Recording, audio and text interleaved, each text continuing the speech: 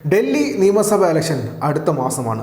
ഫെബ്രുവരി 5-ാം തീയതിയാണ് ഡൽഹിയിലെ വോട്ടെടുപ്പ്. ഫെബ്രുവരി 8-ാം തീയതിയാണ് ഡൽഹിയിലെ ഫലം പുറത്തറിയാൻ പോകുന്നത്. ഇത്തവണത്തെ ഡൽഹി നിയമസഭാ ഇലക്ഷൻ വളരെ നിർണായകമാണ്. പാർട്ടികൾക്ക് എല്ലാവർക്കും മത്സരിക്കാൻ പോകുന്ന ആം ആദ്മി പാർട്ടി ആയാലും കോൺഗ്രസ് ആയാലും BJP ആയാലും മൂന്ന് പാർട്ടികൾക്കും വളരെ നിർണായകമാണ് ഡൽഹിയിലെ നിയമസഭാ ഇലക്ഷൻ ഫലം. വെറും 70 സീറ്റ് മാത്രമുള്ള ഒരു നിയമസഭയിലേക്കാണ് ഇലക്ഷൻ വരുന്നതെങ്കിലും രാജ്യം ഒട്ടാകെ ശ്രദ്ധിക്കപ്പെടുന്ന ഇലക്ഷനാണ് ഡൽഹിയിൽ. മാത്രമല്ല രാജ്യ തലസ്ഥാനം ആരാണ് ഭരിക്കാൻ പോവുക എന്ന കാര്യം കൂടി വളരെ നിർണായകമാണ് മൂന്ന് പാർട്ടികൾക്കും. അതുകൊണ്ട് തന്നെ ഏറ്റവും ശക്തമായ മത്സരമാണ് ഇത്തവണ നടക്കാൻ പോകുന്നത്. കഴിഞ്ഞ ലോക്സഭാ ഇലക്ഷനെ ഇന്ത്യ സഖ്യമായിട്ട് നേരിട്ട കോൺഗ്രസും ആം ആദ്മി പാർട്ടിയും ഇത്തവണ പരസ്പരം മത്സരിക്കുന്നുണ്ട്. സഖ്യമായിട്ടല്ല അവർ മത്സരിക്കാൻ പോകുന്നത്. BJP എല്ലാ തവണത്തെയും പോലെ മത്സരിക്കുന്നുണ്ട്. കഴിഞ്ഞ ലോക്സഭാ ഇലക്ഷനിൽ മികച്ച പ്രകടനമായിരുന്നു അവർക്ക് ഡൽഹി ലോക്സഭയിൽ. പക്ഷേ 19-ൽ മികച്ച പ്രകടനമായിരുന്നെങ്കിലും 2020-ലെ നിയമസഭാ ഇലക്ഷനിൽ BJPക്ക് വൻ പരാജയമായിരുന്നു ഡൽഹി സംഭവിച്ചത്. ആം ആദ്മി പാർട്ടി തൂത്തുവാരി എടുക്കുകയായിരുന്നു വേണമെങ്കിൽ പറയാം. പക്ഷേ ഇപ്പോഴത്തെ സാധ്യതകൾ അങ്ങനെയല്ല. മാത്രമല്ല അരവിന്ദ് കെജ്രിവാളിന് ഇപ്പോൾ പിടിച്ചു നിൽക്കണമെങ്കിൽ ഒരു വിജയം അനിവാര്യമാണ്. മാത്രമല്ല 2024 ലോക്സഭാ ഇലക്ഷനിലെ പരാജയത്തിൻ്റെ തോത് കുറയ്ക്കണമെങ്കിൽ BJPക്ക് ഡൽഹി ജയിച്ചേ പറ്റും. 2024 ലോക്സഭാ ഇലക്ഷനിൽ ഭേദപ്പെട്ട പ്രകടനം കാഴ്ചവെച്ച കോൺഗ്രസിന് തങ്ങൾ ഇപ്പോഴും പുറമോട്ട് പോയിട്ടില്ല എന്ന് തെളിയിക്കാനുള്ള ഒരു അവസരം കൂടിയാണ് ഡൽഹി ഇലക്ഷൻ. ഇതിനു മുൻപുള്ള 2 നിയമസഭാ ഇലക്ഷനും ഹരിയാന ആയാലും മഹാരാഷ്ട്ര ആയാലും കോൺഗ്രസ് തോൽക്കുകയാണ് ഉണ്ടായത്.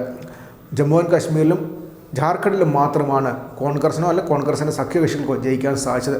രണ്ടിടങ്ങളിലും കോൺഗ്രസ് അല്ല പ്രധാനപ്പെട്ട പാർട്ടി. ജമ്മു ആൻഡ് കാശ്മീരിൽ നാഷണൽ കോൺഫറൻസും ജാർഖണ്ഡിൽ ജാർഖണ്ഡ് മുക്തി മോർച്ചയാണ് പ്രധാനപ്പെട്ടവർ. അവരുടെ വെറും സഖ്യകക്ഷി മാത്രമാണ് കോൺഗ്രസ് അവിടെ. അതുകൊണ്ട് തന്നെ കോൺഗ്രസിന് തങ്ങൾ അസ്തമിച്ച് പോയിട്ടില്ല. 24-ലെ ലോക്സഭ ഇലക്ഷനിൽ തങ്ങൾ കിട്ടിയ ഒരു മുൻതൂക്കം അത് ഫ്ലൂക്കല്ല എന്ന് തെളിയിക്കാനുള്ള ഒരു അവസരം കൂടിയാണ് ഡൽഹി. അതുകൊണ്ട് തന്നെ വളരെ നിർണായകമാണ്. അടുത്ത മാസം 5-ാം തീയതിയാണ് ഇലക്ഷനെങ്കിലും ഇപ്പോൾ തന്നെ അതിൻ്റെ ഓരോരോ പ്രാരംഭ പ്രീപോളുകൾ ഓരോന്ന് പുറത്തു തുടങ്ങിയിട്ടുണ്ട്. ഇപ്പോൾ രാജസ്ഥാനിലെ ഫലോഡിയിലുള്ള സത്ത ബസാറും ഇപ്പോൾ 2025-ലെ ആദ്യത്തെ ഇലക്ഷനായ ഡൽഹി നിയമസഭാ ഇലക്ഷൻ്റെ പ്രഡിക്ഷൻ നടത്തിയിരിക്കുകയാണ്. ഫലോഡി എന്ന് പറയുമ്പോഴത്തേക്കും അത് വളരെ ശ്രദ്ധേയമായ ഒരു സ്ഥലമാണ്. രാജസ്ഥാനിലെ ജോധ്പൂരിൽ 140 കിലോമീറ്റർ അകലെയുള്ള ഒരു നഗരമാണ് ഫലോഡി. ആ നഗരത്തിൻ്റെ പ്രത്യേകത എന്ന് വെച്ച് കഴിഞ്ഞാൽ ഇന്ത്യയിൽ ഏറ്റവും കൂടുതൽ ഇലക്ഷനോടനുബന്ധിച്ച് വാതുവെപ്പ് നടക്കുന്ന സ്ഥലമാണ്, ബെറ്റിംഗ് നടക്കുന്ന സ്ഥലമാണ് ഫലോഡി സത്ത ബസാറിൻ്റെ പ്രഡിക്ഷൻ എല്ലാ തവണയും കറക്റ്റാണ്. സാധാരണ ചാനലുകാർ നടത്തുന്ന പ്രീപോൾ എക്സിറ്റ് പോൾ സർവേകളേക്കാൾ കുറച്ചുകൂടെ റിലേറ്റബിൾ ആണ് ഫലോഡി സത്ത ബസാറിൻ്റെ പ്രഡിക്ഷൻ. 2024 ലോക്സഭാ ഇലക്ഷനും അതിനുശേഷം മഹാരാഷ്ട്ര ഇലക്ഷനും കൃത്യമായിട്ട് സത്ത ബസാറിൻ്റെ പ്രഡിക്ഷൻ ഓൾമോസ്റ്റ് കറക്റ്റായിരുന്നു. അതുകൊണ്ട് തന്നെ ഫലോഡി സത്ത ബസാറിൻ്റെ പ്രഡിക്ഷൻ വളരെ നിർണായകമാണ്. മാത്രമല്ല ഇലക്ഷൻ മുൻപേ ഒരുപാട് പേർ ശ്രദ്ധിക്കുന്നതുമാണ്. ഇലക്ഷനോടനുബന്ധിച്ചുള്ള എല്ലാ ഇലക്ഷനും അമേരിക്കൻ ഇലക്ഷൻ തൊട്ട് നമ്മുടെ കേരളത്തിലെ ഇലക്ഷൻ വരെ ഫലോഡിയിലെ സത്ത ബസാറിൽ വാതുവെപ്പിനെ ഉപയോഗിക്കും. ആ വാതുവെപ്പിൻ്റെ പ്രഡിക്ഷൻസ് ഓൾമോസ്റ്റ് കറക്റ്റുമായിരിക്കും. ഇത്തവണ ഫലോഡി സത്ത ബസാറിൻ്റെ പ്രഡിക്ഷൻ പ്രകാരം ഡൽഹിയിൽ ആം ആദ്മി പാർട്ടി തന്നെ വീണ്ടും അധികാരത്തിൽ എത്തുമെന്നാണ് പറയുന്നത്. പക്ഷേ 2020-ലെ പോലെ അത്ര തൂത്തുവാരിയുള്ള അല്ലെ അത്ര മികച്ച വിജയമായിരിക്കത്തില്ലെന്നാണ് അവർ പറഞ്ഞത്. നിലവിലത്തെ സാഹചര്യം അനുസരിച്ച് ഡൽഹി നിയമസഭയിൽ ഇപ്പോഴുള്ളത് ആകെയുള്ള 70 സീറ്റിൽ ആം ആദ്മി പാർട്ടിക്ക് 58 സീറ്റുണ്ട്. BJPക്ക് 7 സീറ്റാണുള്ളത്. 5 സീറ്റുകൾ ഒഴിഞ്ഞു കിടക്കുകയാണ്.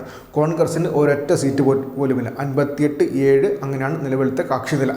ശക്തമായ എന്ന് വെച്ച് കഴിഞ്ഞാൽ പ്രതിപക്ഷത്തിന് വെറും 7 MLA-മാർ മാത്രമുള്ള ശക്തമായ ഭരണപക്ഷമുള്ള നിയമസഭയാണ് ഡൽഹിയിലെ നിയമസഭ. പക്ഷേ സത്ത ബസാറിൻ്റെ പ്രഡിക്ഷൻ പ്രകാരം ഫലോഡി സത്ത ബസാറിൻ്റെ പ്രഡിക്ഷൻ പ്രകാരം ഇത്തവണ ആം ആദ്മി പാർട്ടി തന്നെ അധികാരത്തിൽ എത്തുമെന്നാണ് പ്രഡിക്റ്റ് ചെയ്യുന്നത്. പക്ഷേ 2020-ലെ 2015-ലെ പോലത്തെ അത്ര ശക്തമായ ഒരു വിജയം ആം ആദ്മി പാർട്ടിക്ക് ഉണ്ടാകത്തില്ല. 37 മുതൽ 39 വരെ സീറ്റുകളാണ് ആം ആദ്മി പാർട്ടിക്ക് ഫലോഡി സത്ത ബസാർ പ്രെഡിക്റ്റ് ചെയ്യുന്ന അവരുടെ വാദവും പ്രകാരം അവരുടെ ബെറ്റിംഗ് പ്രകാരം 37 മുതൽ 39 സീറ്റ് വരെയാണ്. 58-ൽ നിന്ന് 20ഓളം സീറ്റുകൾ കുറയാനാണ് സാധ്യത എന്നാണ് അവരുടെ പ്രഡിക്ഷൻ. അതിനുശേഷം BJPയുടെ അവസ്ഥ പരിഗണിക്കുമ്പോഴത്തേക്കും BJPക്ക് അധികാരത്തിലെത്താൻ സാധിക്കത്തില്ലെങ്കിലും 2020-നേക്കാൾ മികച്ച പ്രകടനം അവർക്ക് കാഴ്ചവെക്കാൻ സാധിക്കുമെന്നാണ് സത്ത ബസാർ പറയുന്നത്. അവരുടെ കണക്ക് പ്രകാരം 25 മുതൽ 35 സീറ്റുകൾ വരെ BJPക്ക് ജയിക്കാനാകും. എന്ന് വെച്ച് കഴിഞ്ഞാൽ അടുത്ത് വരെ എത്തും. പക്ഷേ അധികാരം എന്തായാലും ആം ആദ്മി പാർട്ടിയുടെ കയ്യിൽ നിന്ന് പോകത്തില്ല എന്നാണ് അവർ പറയുന്നത്. 25 മുതൽ 35 വരെ. 1993-ലാണ് ഇതിനു മുമ്പ് BJP ഭരിച്ചത്. ഏകദേശം 30 വർഷത്തോളമായി BJP ആ സംസ്ഥാനം ഭരിച്ചിട്ട് എന്തായാലും അടുത്ത് വരെ എത്താൻ സാധ്യതയുണ്ട്. എന്നിരുന്നാൽ പോലും BJP സർക്കാർ അധികാരത്തിൽ വരുത്തില്ല എന്നാണ് സത്താ ബസാർ ഇപ്പോൾ പ്രെഡിക്റ്റ് ചെയ്യുന്നത്. മാത്രമല്ല കോൺഗ്രസ്സിന് 1952 മുതൽ 2013 വരെ ഏറെക്കാലവും ഏറ്റവും കൂടുതൽ തവണ ഡൽഹി ഭരിച്ച കോൺഗ്രസ്സിന് 3 സീറ്റ് കിട്ടാൻ സാധ്യതയുണ്ട്. കഴിഞ്ഞ പ്രാവശ്യത്തെ പോലെ 0 പോകത്തില്ല, 3 സീറ്റായിരിക്കും. ഒറ്റ അക്കത്തിന് പുറത്തോട്ട് കയറാൻ കോൺഗ്രസ്സിന് സാധിക്കത്തില്ലെന്നുമാണ് ഫലോഡി സത്താ ബസാറിൻ്റെ പ്രഡിക്ഷൻ. മാത്രമല്ല കോൺഗ്രസ് പിടിക്കാൻ പോകുന്ന വോട്ടുകൾ വളരെ നിർണായകമായിരിക്കുമെന്ന് അവർ പറയുന്നുണ്ട്. കോൺഗ്രസ് പിടിക്കുന്ന വോട്ടുകളായിരിക്കും BJP പല മണ്ഡലങ്ങളും വിജയിപ്പിക്കാൻ പോകുന്നതെന്നും അവർ ചൂണ്ടിക്കാട്ടുന്നുണ്ട്. എന്തൊക്കെയായാലും ഡൽഹിയിൽ ഒരു ഭരണമാറ്റം ഉണ്ടാകത്തില്ല എന്ന പ്രഡിക്ഷനുമായിട്ടാണ് സത്താ ബസാറിൻ്റെ പുതിയ ഡൽഹി നിയമസഭ ഇലക്ഷൻ പ്രഡിക്ഷൻ വന്നിട്ടുള്ളത്. ഭരണമാറ്റം ഉണ്ടാകത്തില്ലെങ്കിൽ പോലും BJPക്ക് സീറ്റുകൾ എണ്ണം വർദ്ധിപ്പിക്കാൻ സാധിക്കുമെന്നും നിലവിലത്തെ സാഹചര്യം അനുസരിച്ച് 37 മുതൽ 39 വരെ സീറ്റുകളാണ് ആം ആദ്മി പാർട്ടിക്ക് ഡൽഹിയിൽ സത്താ ബസാർ പ്രഡിക്റ്റ് ചെയ്യുന്നത്.